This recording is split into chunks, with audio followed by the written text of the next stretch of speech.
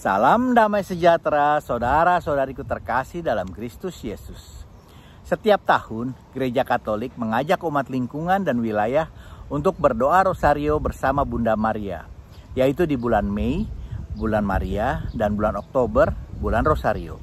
Saya mengingatnya Mei M. Maria, Oktober O. Rosario. Orang Katolik sangat menghormati Bunda Maria, namun bukan memuja dan menyembahnya, karena kita hanya menyembah Allah Trinity yang Maha Kudus.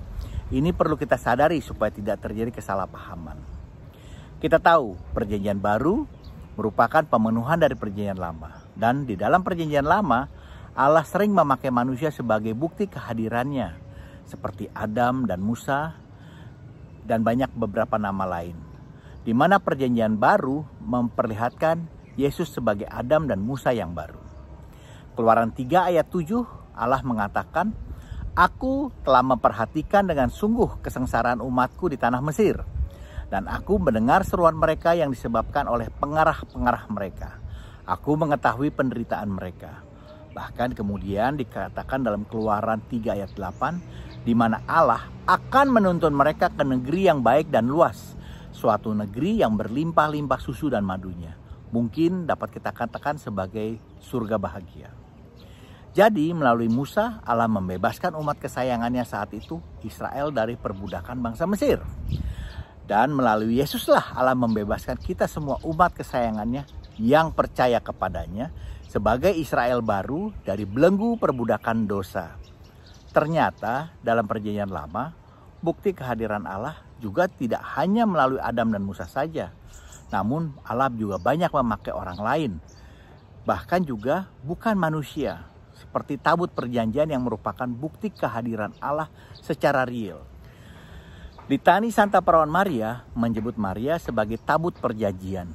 Dan kita tahu dalam bab terakhir kitab Keluaran, bab 40, tabut perjanjian merupakan puncak dari kitab Keluaran. Dikatakan kemuliaan Allah turun yang digambarkan sebagai tiang awan yang menaungi tabut perjanjian. Yang menjadi suci karena berisi firman Allah dalam rupa 2 loh batu. Dan juga kita ingat Bunda Maria juga menjadi suci karena mengandung firman yang menjadi daging. Juga tabut perjanjian dibuat dari kayu penaga yang tidak mudah lapuk dan dibungkus dengan emas. Di mana emas adalah lambang kemanusiaan dari Bunda Maria yang diangkat ke surga. Juga tidak lapuk. Tabut perjanjian ini mendampingi dan memimpin Musa dan umat Israel saat mengembara di padang gurun. Bahkan setelah Musa meninggal dan digantikan oleh Yosua pun, ternyata keberadaan tabut perjanjian ini membuat mukjizat di mana saat dibawa melintasi sungai Yordan menjadi kering. Sama seperti yang terjadi di Laut Merah saat Musa melintasinya waktu dikejar oleh orang Mesir. Demikian juga yang terjadi di Yeriko saat pintu gerbang tertutup, padahal mereka perlu melintasinya untuk menuju Kanaan. Ingat, tembok itu bukan runtuh karena dibom, bukan karena tembakan pesawat tempur atau gempuran tank, tapi karena orang Israel bersama orang Lewi dan para imam berteriak dengan membawa tabut perjanjian. Sehingga kemenangan terjadi bukan karena kecanggihan senjata fisik, tetapi lebih merupakan perperangan rohani.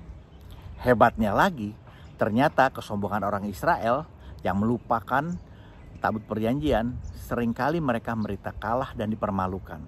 Sehingga perjalanan di padang gurun yang harusnya tidak lama, mereka harus menempuhnya selama 40 tahun. Daud dalam 2 Samuel 6 ayat 9b mengatakan, "Bagaimana tabut Tuhan ini dapat sampai kepadaku?"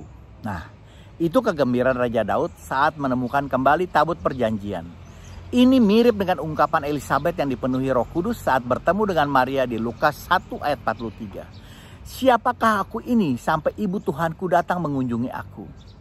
Banyak lagi kemiripan seperti Maria tinggal di rumah Elizabeth selama 3 bulan. Ternyata sama dengan lamanya tabut perjanjian ada di rumah Obed Edom. Dapat kita lihat dalam 2 Samuel 6 ayat 11. Yang juga ternyata ada di daerah perbukitan di daerah Yehuda ayat 3. Dan keberadaannya memberikan berkat bagi seisi rumah. Demikian juga Elizabeth sangat terbantu dengan kehadiran Bunda Maria di rumahnya yang berada di pegunungan Yehuda juga. Kita dapat lihat dalam Lukas 1 ayat 39. Kehadiran tabut perjanjian di tengah umat Israel sebagai bukti kehadiran dan kebersamaan Allah di antara mereka. Sehingga secara spiritual mereka menjadi lebih kuat dengan berserah kepada Allah. Tentunya dengan berdevosi dan berdoa rosario bersama dengan Bunda Maria, kita juga dapat berjalan bersamanya. Seperti kejadian di Yeriko, dan menjadi lebih berserah kepada Tuhan dan memperoleh kemenangan spiritual. Rasanya tidak ada yang salah bukan bila kita berdoa bersama Bunda Maria. Didoakan, lebih berserah kepada Tuhan, dan lebih merasakan kehadiran Tuhan dalam hidup kita. Karena Tuhan memang sangat berkenan kepada Bunda Maria.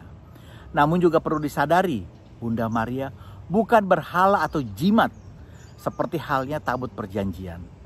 1 Samuel 4 ayat 1-10 bercerita, saat orang Israel mulai terpukul kalah oleh orang Filistin, tua-tua Israel menyuruh mengambil tabut perjanjian Tuhan untuk memenangkan peperangan.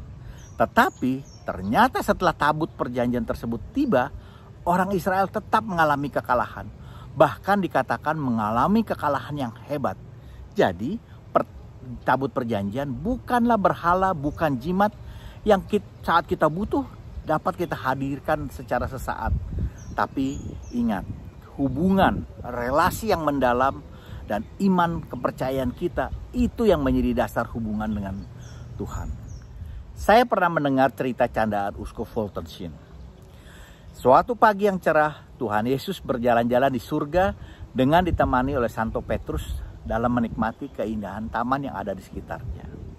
Dan Yesus melihat ada seseorang yang sebenarnya tidak begitu layak untuk berada di surga. Sehingga Yesus menegur Santo Petrus. Petrus, saya berikan kamu kunci surga, tentunya kamu harus melakukan dengan penuh tanggung jawab segala sesuatunya. Kenapa bisa dengan mudah sekali orang seperti itu ada di sini?